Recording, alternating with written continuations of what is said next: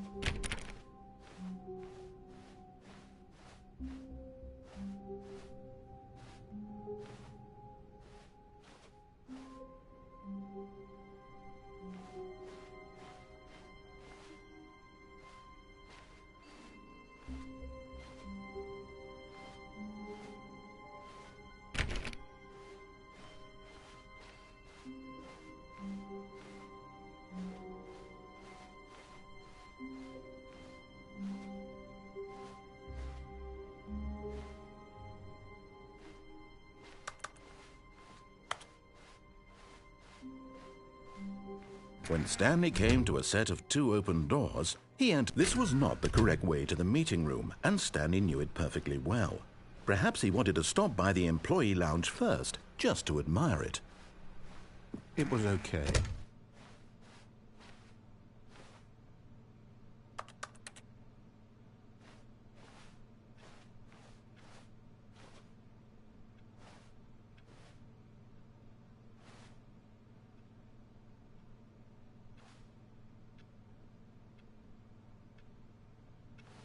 Yes, really, really worth it being here in the room. A room so utterly captivating that even though all your co-workers have mysteriously vanished, here you sit looking at these chairs and some paintings. Really worth it.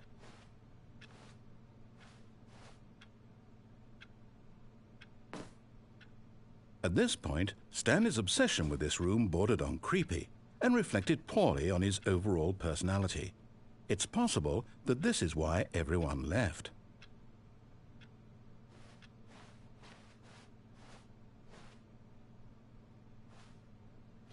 Stanley sat around waiting for more dialogue, but when a long time had passed and there was no more, he decided that the game was trying to send him a message.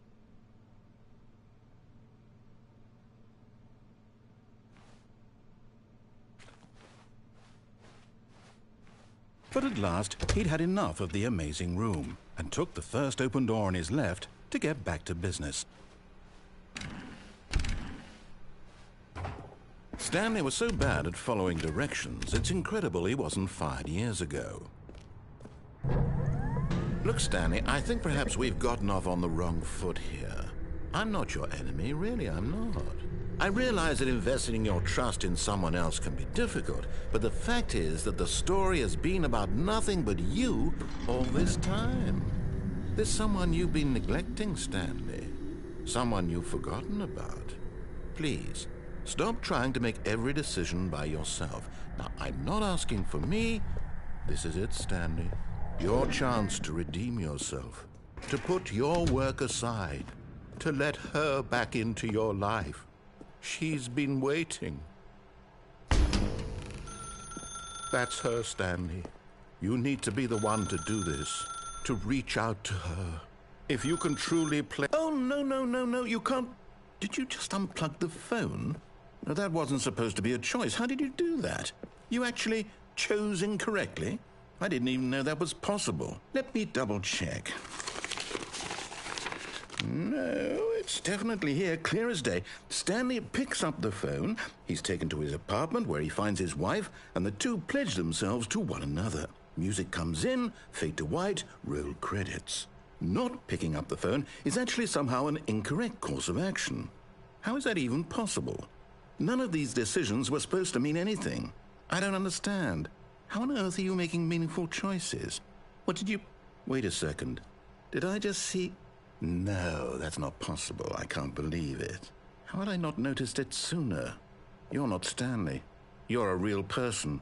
I can't believe I was so mistaken. This is why you've been able to make correct and incorrect choices. And to think I've been letting you run around in this game for so long. If you'd made any more wrong choices, you might have negated it entirely. It's as though you completely ignored even the most basic safety protocol for real-world decision-making. Or did you not grasp the severity of the situation? Well, I won't have that kind of risk on my watch.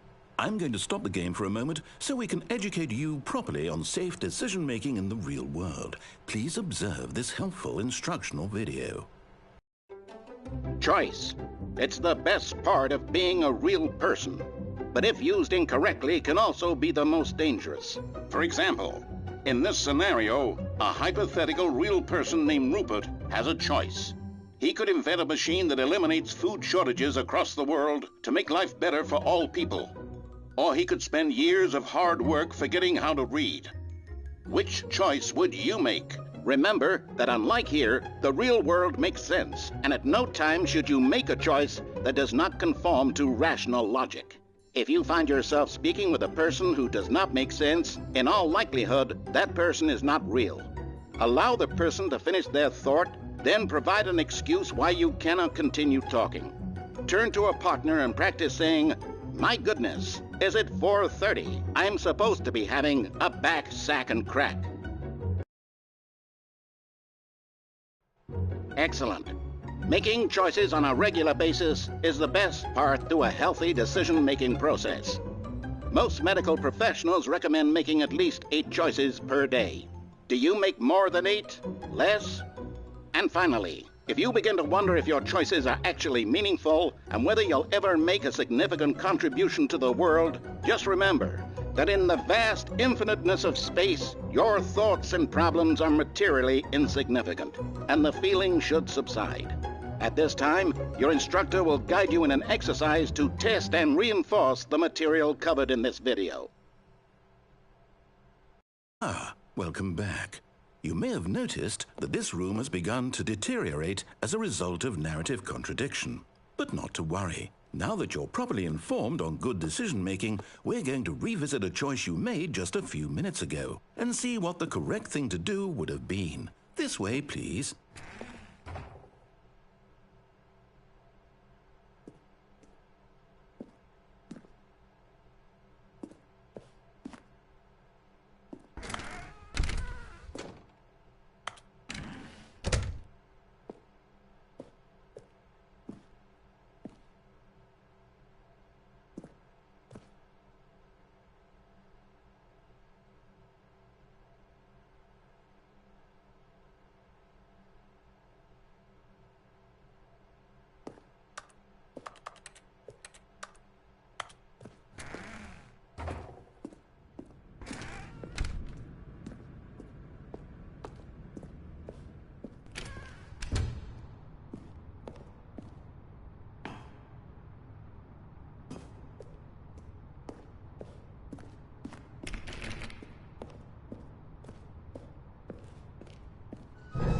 Now that we know your choices are meaningful, we can't have you jumping off the platform and dying.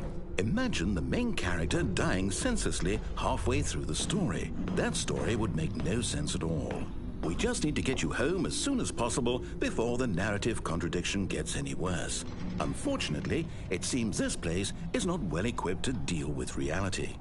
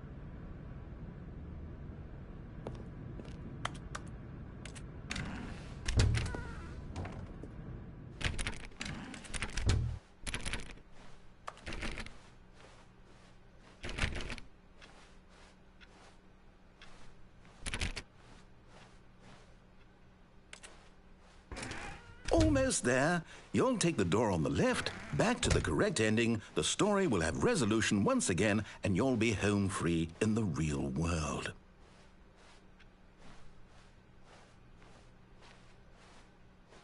Now remember, all you need to do is behave exactly as Stanley would. That means choosing responsibly and always putting the story first. I'm quite sure you'll be up to the task. Just follow my lead and you'll be fine. All right. When Stanley came to a set of 2 open doors, he entered the door on his left.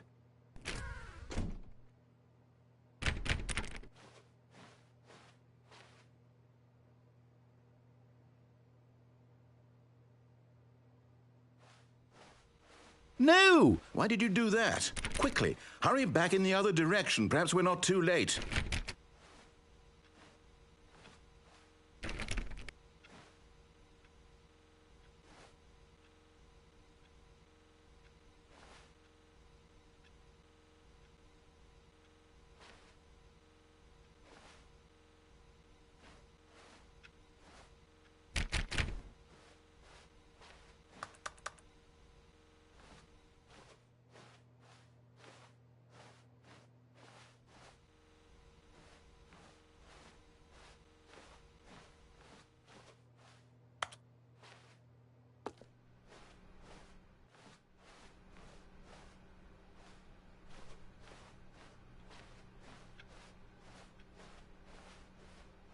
Oh, it's ruined.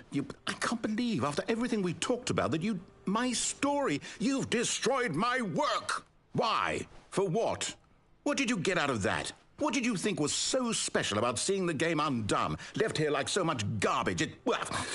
It's worthless now. And what am I supposed to do? Even if there were a way to continue, would it be worth it? To know that my story is now incorrect? How can I go back to that? I can't erase that knowledge. I'll have to live with it forever. Reliving its impossibility forever. I couldn't live that way.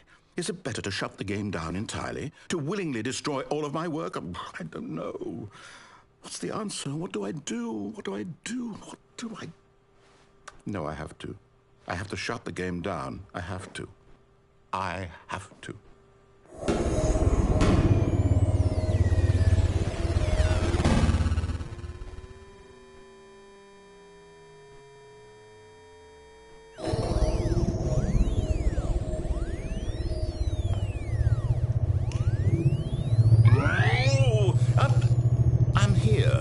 I'm still here in this pile of rubbish, with you who thought you were so clever. Now look where we are. My entire game is destroyed. It was the only thing in the world that was mine, and you've run it into the ground. What, did you think that would be funny? You just had to see? Didn't I impress upon you how important it was to be like Stanley? He actually knows how to do what I tell him to. He understands that if I say to do something, there's a damn good reason for it. That thought hadn't even occurred to you, had it? That there's a world outside of you? You're a child. Oh, my story. If you'd just gone through the door on the left, you would have seen it. There was a whole underground facility. You would have destroyed it and been victorious. It would have been so perfect. I worked so hard on it. I tried so hard to make... behave exactly as Stanley would. That means choosing responsibly and always putting the story first. I'm quite sure you'll be up to the task. Just follow my lead and you'll be fine. All right. When Stanley came to a set of 2 open doors, he entered the door on his left.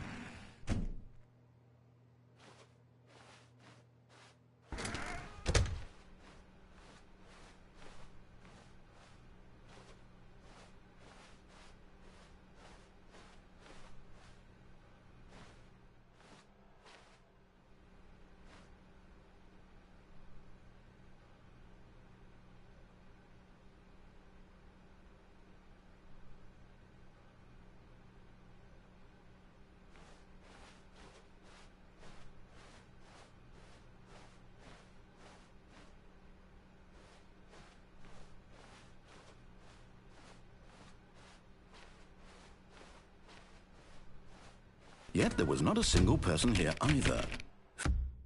Feeling a wave of disbelief, Stanley decided to go up to his boss's office, hoping he might find an answer there.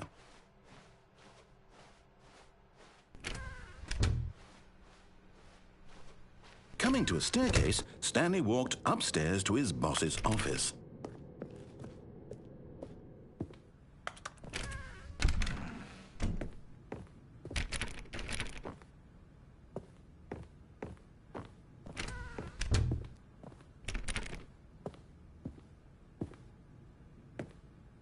Stepping inside his manager's office, Stanley was once again stunned to discover not an indication of any human life. Shocked, unraveled, Stanley wondered in disbelief who orchestrated this, until he saw the door with a voice receiver next to it. Surely behind this door lay all the answers to his questions. And beyond all probability, he knew the passcode. He had seen it on his boss's computer just last week. Night Shark 115. Was this the code to open the door? Would it still work? There was only one way to find out. Stanley had been trained never to speak up, but now he would draw from within himself the courage to face the unknown. He drew a sharp breath and then spoke the code.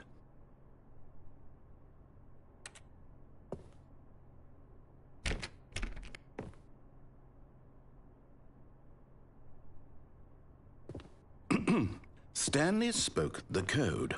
Night Shark. Night Shark 115. He spoke it into the receiver, right there on the wall. Night Shark 115. Night Shark 115. I'm sorry, is there a Night problem? Shark You didn't 115. hear me, did you? Please speak the code into the receiver. Otherwise, we can't get on with the story. This is a crucial step.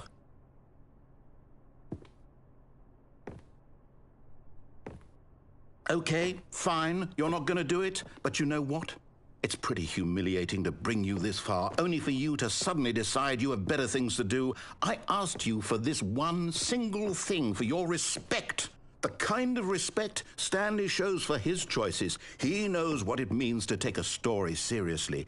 If you didn't want to see what I had to show you, then why did you come here? You had a choice, you know. You could have gone through the door on the right. You could have done whatever the hell you wanted over there. Why did you come this way? Speak. Say something to me. Explain yourself, you coward. You...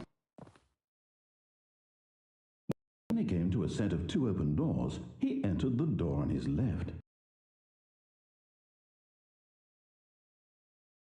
Stanley? Hello? Are you... Is everything okay?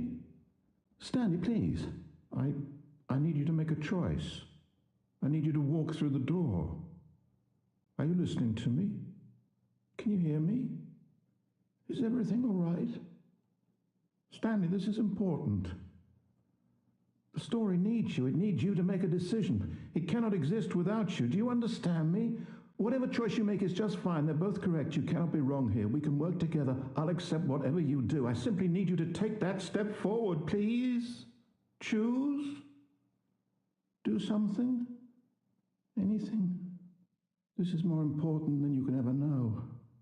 I need this. The story needs it.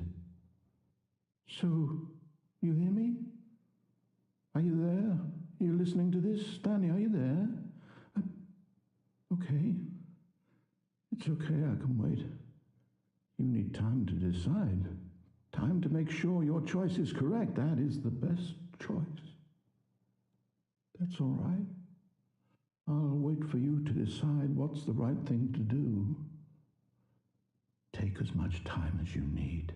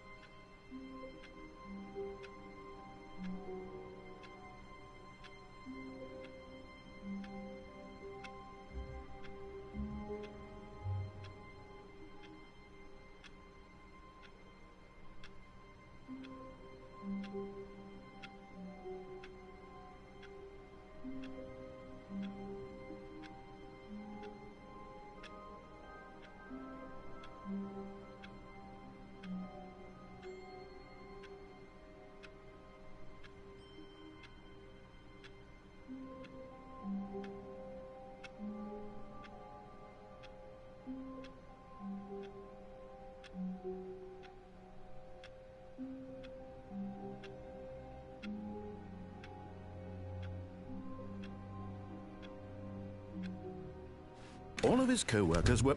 Wait, no. This isn't the right office, is it? Is this Stanley's office? As Stanley lifted his bucket, he felt a connection to all buckets everywhere. This adventure, he decided, was for all of them. Stanley clutched the bucket tightly to his chest and entered the door on his left.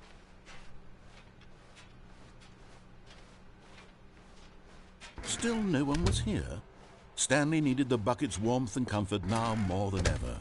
Perhaps his boss's office was where... Coming to a staircase, Stanley and the bucket walked upstairs to the boss's office. Stepping into his manager's office, Stanley was once again stunned to discover not an indication of any human life. Crushed by the weight of this revelation, Stanley guessed the correct code by sheer luck. Was it that the bucket knew all along? Was the bucket guiding him? Yes, this is certainly the most logical explanation.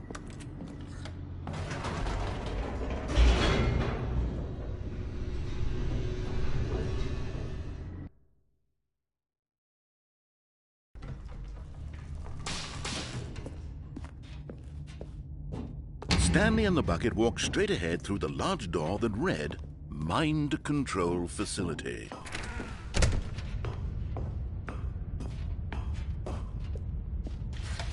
The lights rose on an enormous room packed with television screens.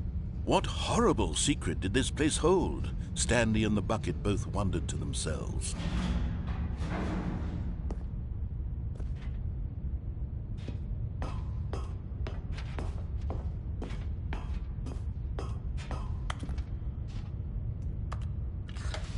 The monitors jumped to life, and Stanley nearly dropped the bucket in shock.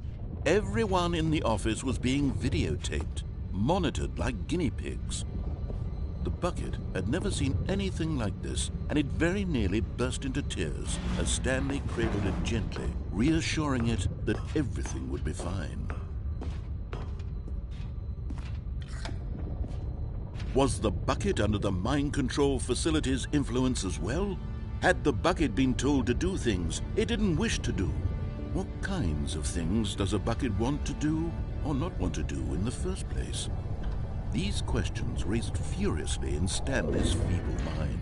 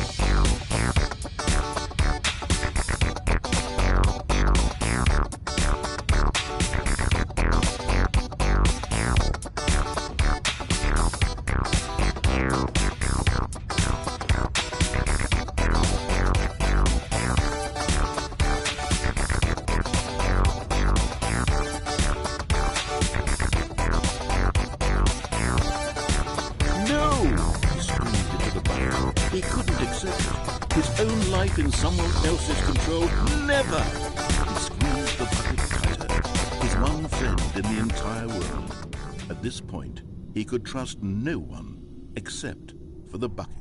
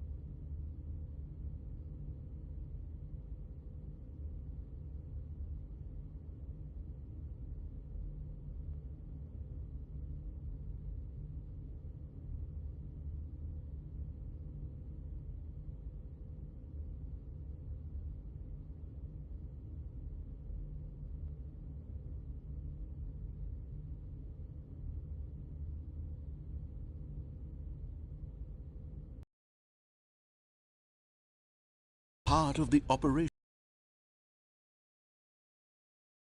Sad or monitored and commanded began to sink in.